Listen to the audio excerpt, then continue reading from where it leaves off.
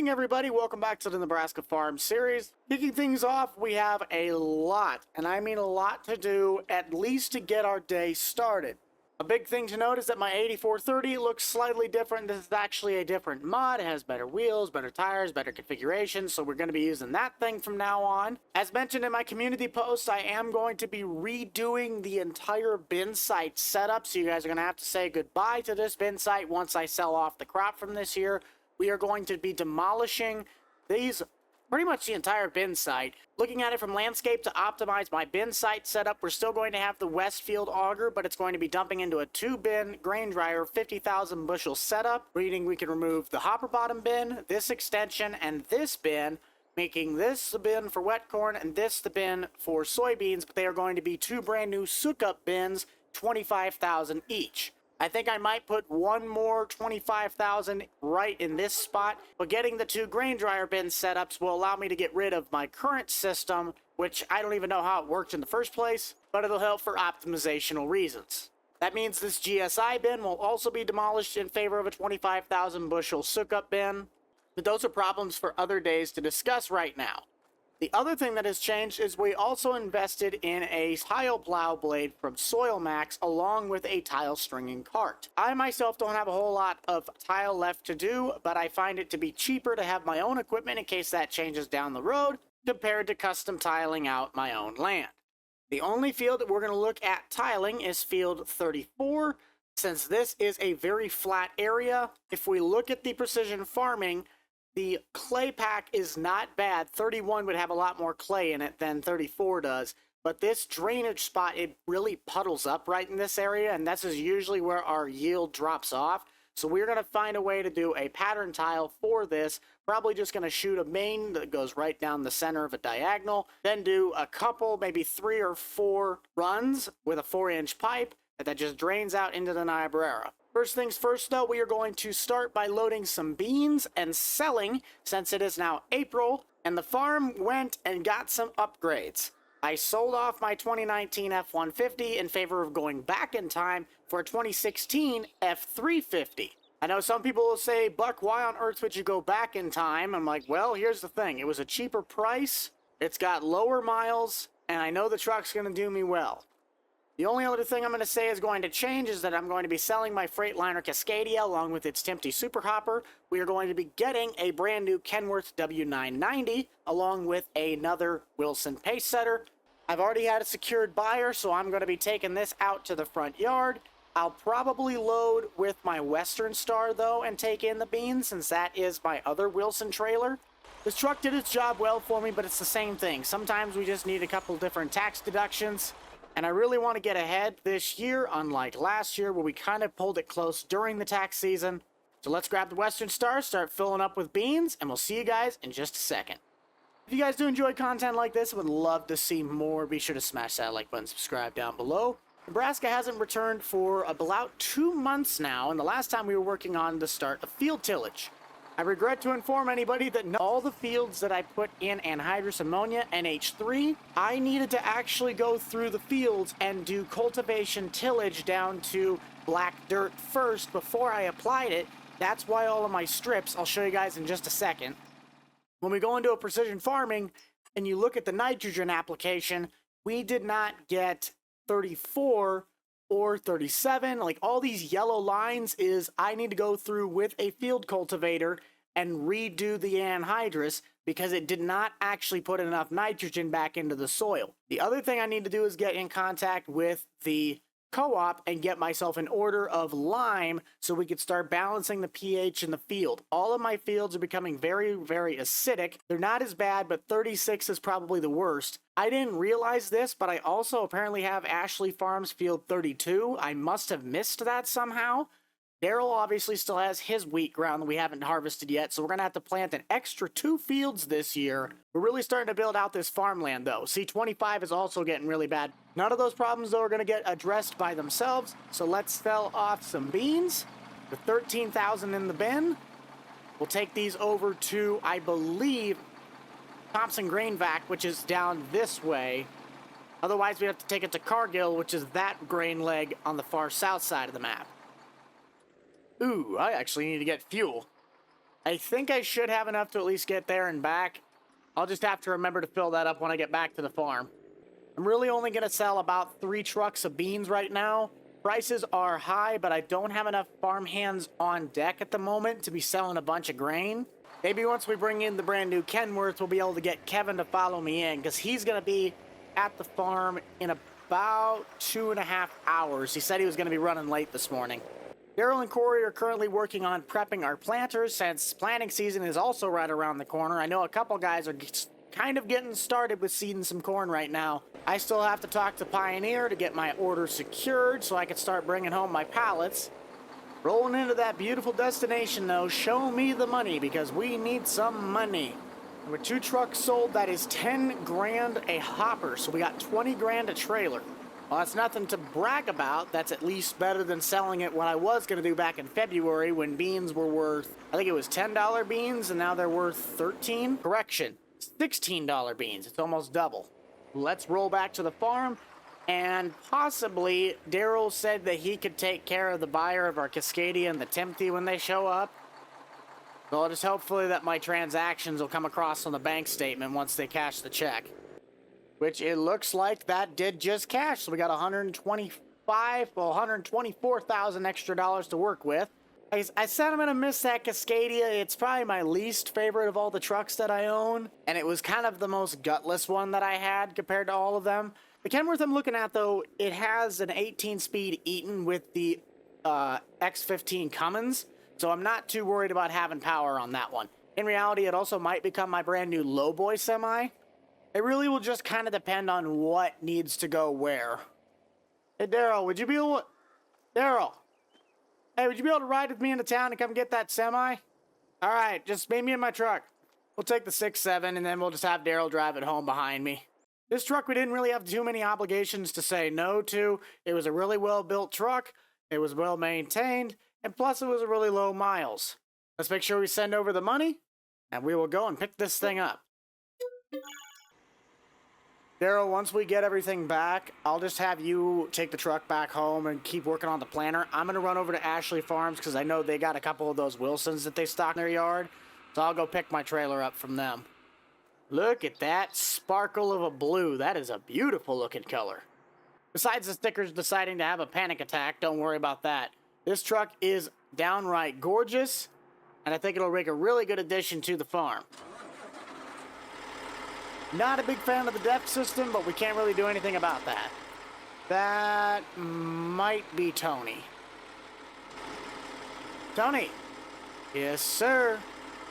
So which one of those is the ones that I ordered? Because I'm pretty sure that I actually ordered the 48-foot white one, correct? Yep. Okay.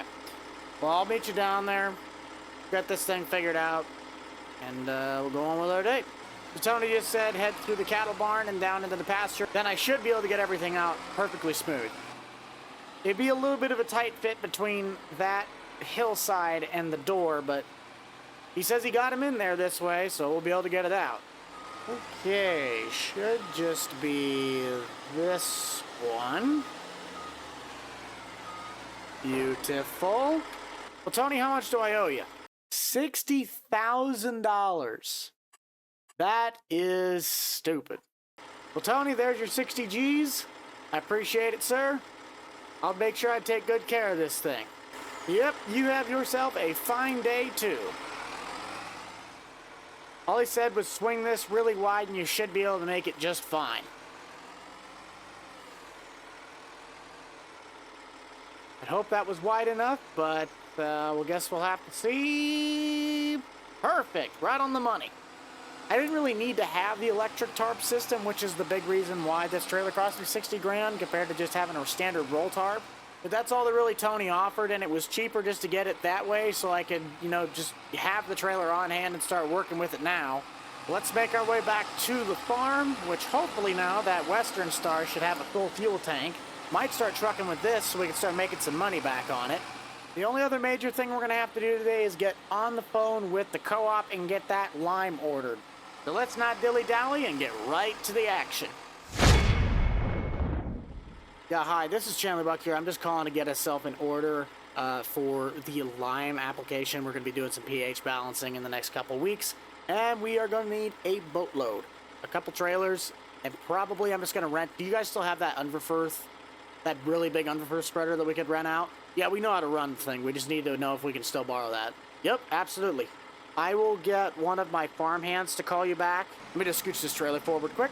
I will get one of my farm hands to call you on the finances for the information.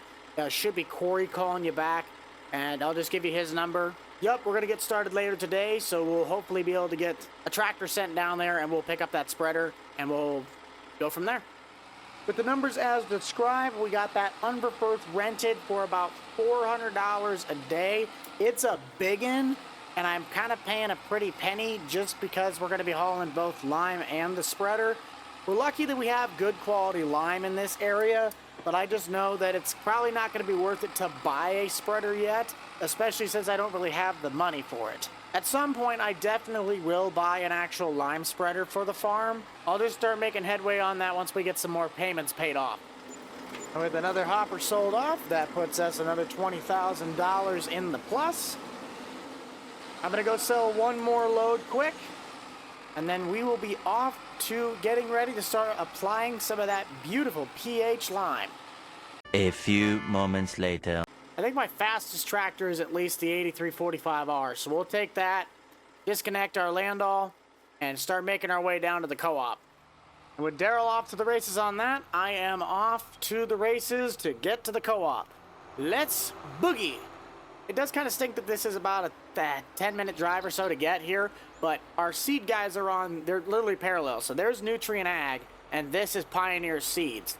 I'm thinking about possibly working on doing my own seed treatment so I can just get my own corn seed. But there's the spreader in the back.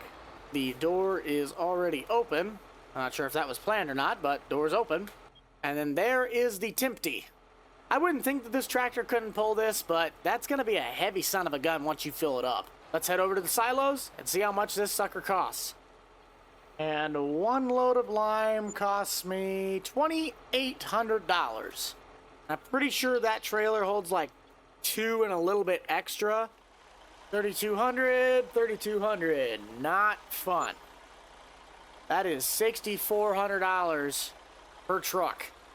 Just hope it lasts us a little bit longer than I'm thinking it will. On a plus note, though, it is getting confirmation that Daryl is selling. That makes me feel a little bit better about myself. And now he is selling the back hopper. A little bit more than just the reimbursement for what we just spent. This pH is going to be a lot of lime, though. We're going to go through a lot of truckloads.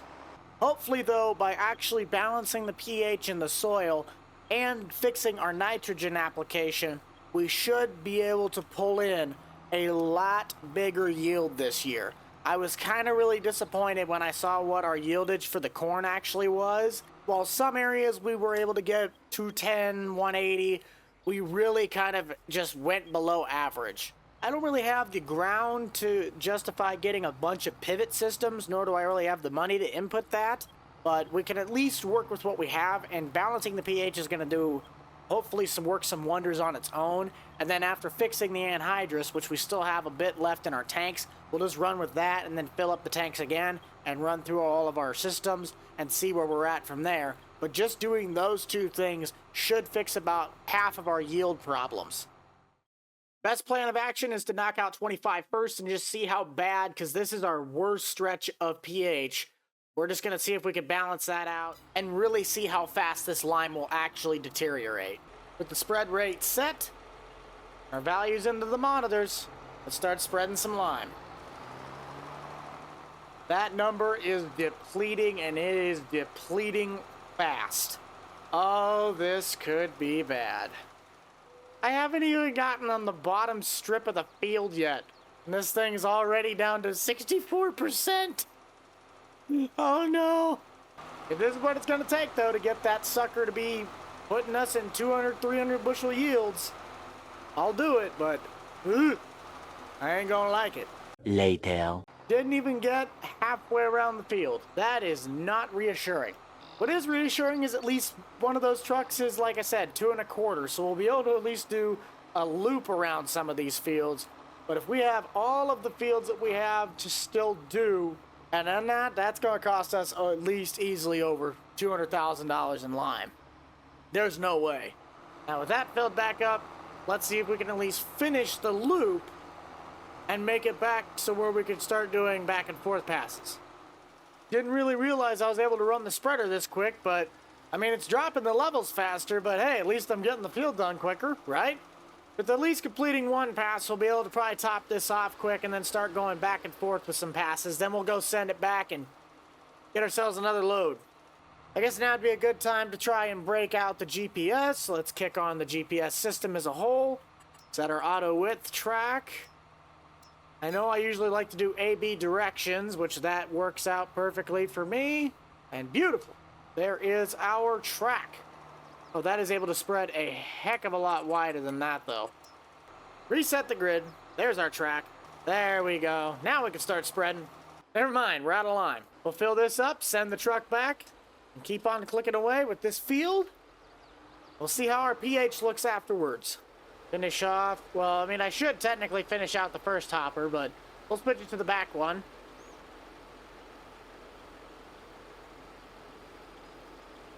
Almost there, and full. Let's kind of go off of the way the track width has it. We might be missing just a little bit, like that little strip right there, but that's just because we finally got the GPS set and the other part wasn't done in a straight line. We are spreading though, and we are spreading fast. I know I've got a buddy right now who would be absolutely floored to see that I'm going north-south instead of diagonal on this field. But he'll live it. He'll live through it. He'll be fine. Plus, in reality, the way this field is laid out, it probably makes more sense to be going north-south than it does east-west. Except when you run out of lime mid-pass. That's not good. But we finished loading back up with lime and finishing out what's in the trailer. I'm going to look at the precision farming just to see what we have done with this area currently spread as is. Yes, that is what we want to see. We want to see that nice green color. So we can get 2.5 loads out of that trailer. That's kind of reassuring, because if this is how big the fields are and that's how much I've gotten done with just one trailer load, plus the one that I got with this thing, that at least makes me feel a little bit better that it's not going to cost me as much of an arm and a leg. Be sure to let me know down in the comment section, guys, what you guys are doing right now if you do live on a farm yourself. I am not actually a real-life farmer, but, you know, it always is kind of nice to just get out and learn how to do the actual thing. Speaking of running out, well, we are out of lime again. Put this to the edge of the field, run the truck back, get another load of lime, and then we'll keep on. I'll actually call Daryl out, and hopefully by the time they get back with the next load of lime, we might be able to catch a couple drone shots. While we're waiting on that truckload of lime, we ran back to the farm to see if Kevin was still running trucks, and he is. He said he's been enjoying this Kenworth like an absolute mother. I'm just going to get it out of the way since he's moving with the auger right now. But I'll make my way back down to the field, as I heard that the co-op guy should be on his way back with the next truckload of lime. And we'll keep this train rolling. There goes Kevin. Let's head back to the field. And is he back yet? Yep, right on schedule. Park it up next to Daryl and call it a day. Does kind of suck that I do have to get back in the truck every time, even though it's like this truck should technically work. There we go, now it's starting to dump. I'm like, why on earth won't this thing start dumping? Don't be breathing that stuff in, though. That stuff's pretty nasty. With that topped off, let's head over, grab the drone, let Daryl start running this, and I should be getting a confirmation that Kevin is selling at the grain elevator here pretty soon. I don't think it'd take him that long to get down there, but maybe he did something. I don't know. Yep, that does confirm. We just got a sale. We are at $125,000. Daryl, you ready to take over? Let's get them drone shots.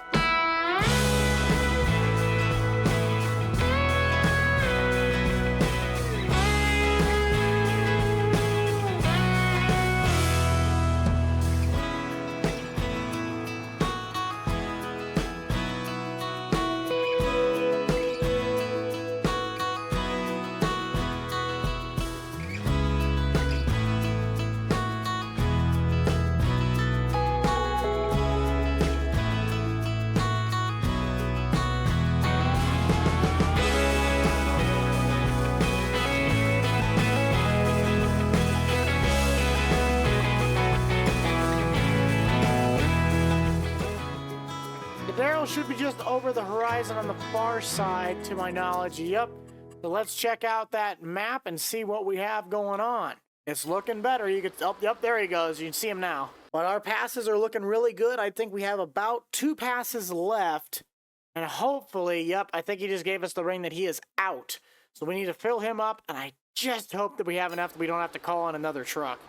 With only being able to get 50% in this spreader, I don't think that's going to be enough to get that little chunk done. But I mean, I could be wrong. I really hope I'm wrong. I just don't see it happening where we don't have to run back and grab a bit more lime. If it's a small enough portion, I won't worry about it. But if it's a chunk that's big enough that I need to start filling it in, we'll worry about that when we get there. We only have 1 pass left after this, so I am hoping. I don't think it's possible, but I am hoping that we are able to make it back. That little strip, I don't know if I'm going to worry about, but if we got a big chunk on this backside, which I'm thinking we're going to, yep, we are going to run out. Ugh, that makes me mad. Well, I think that's enough that we're going to at least run back and just get another truckload. I won't get too picky, but then we'll just jump across the road and we'll spread lime on that field next.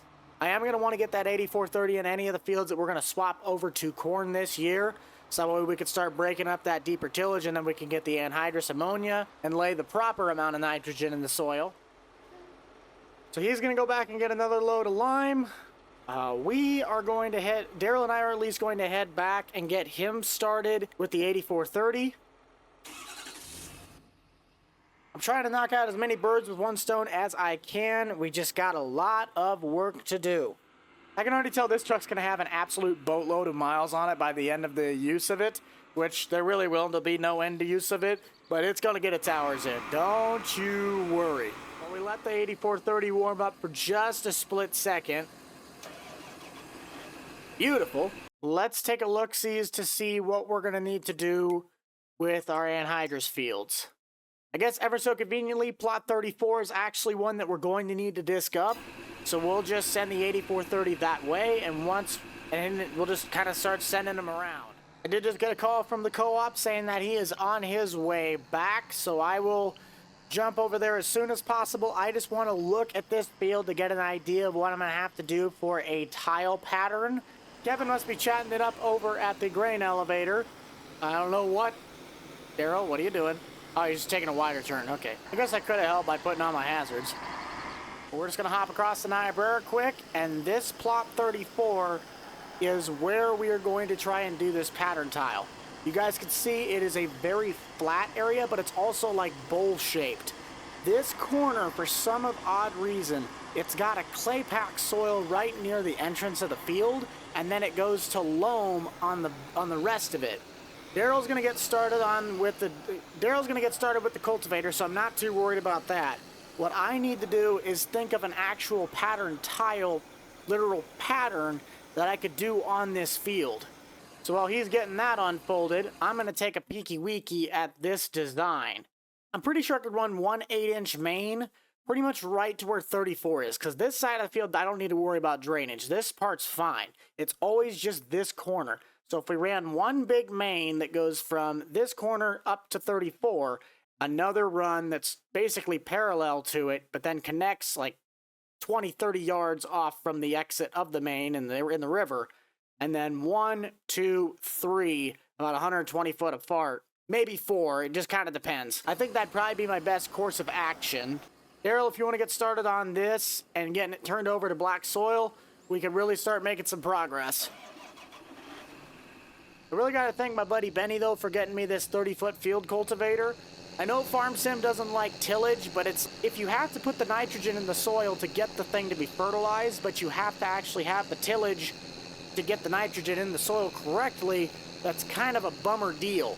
I'll run at least one loop around the outside because Farm Sim's AI is going to have an absolute panic attack if I try and just run it directly as is.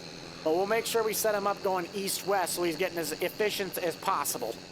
Then once we get done with the field cultivating, we can come back in here again with the NH3 bar and put on the correct amount of application. There is still nitrogen in the ground, so it will register. It's just going to fill in the gaps where it couldn't because that toolbar couldn't get itself deep enough in the soil.